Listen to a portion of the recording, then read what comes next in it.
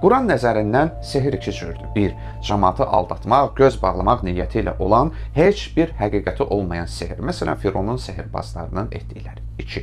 Bəzi Quran ayələrindən məlum olur ki, sehrin müəyyən növləri gerçəkdə təsir qoyur.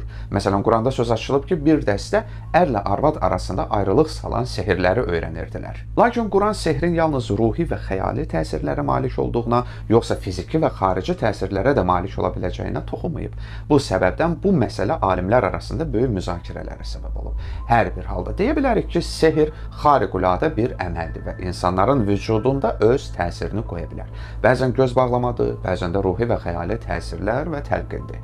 Sehri həqiqətin təhrifi də adlandıra bilərik. Amma sehrin varlığını inkar edə və hamısını xurafat saya da bilmərik. İmam Əli əleyhissalam buyurub ki, kim sehr öyrənsə, istər az, istərsə də çox kafir olub və onun Allahla əlaqəsi tamamilə kəsilib.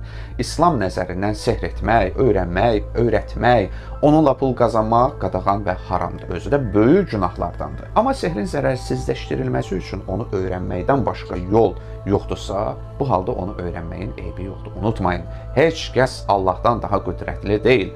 Allahla rabitəsi güclü olan insanın belə şeylərdən qorxusu olmaz, əhəmiyyət də verməz. Çünki daim Allaha sığınmış və özünü ilahi iradəyə təslim etmişdir. Yaxşı, deyək ki, bir adam özünə sehir və ya tilsim olunduğuna inanır. Nə çıxış yolu var? 1. Allaha pənah aparmaq. Tez-tez "Əuzu billahi minəşşeytanirracim", yəni qovulmuş şeytanın şərrindən Allaha sığınıram deyin. Habelə Fələq və Nəs surələrini çox oxuyun. 2. Qələm surəsinin 51 və 52-ci ayələrini oxuyun. Buna bədnəzər ayələri də deyilir, barəsində danışmışam. Ayətül Kürsini də oxuyun.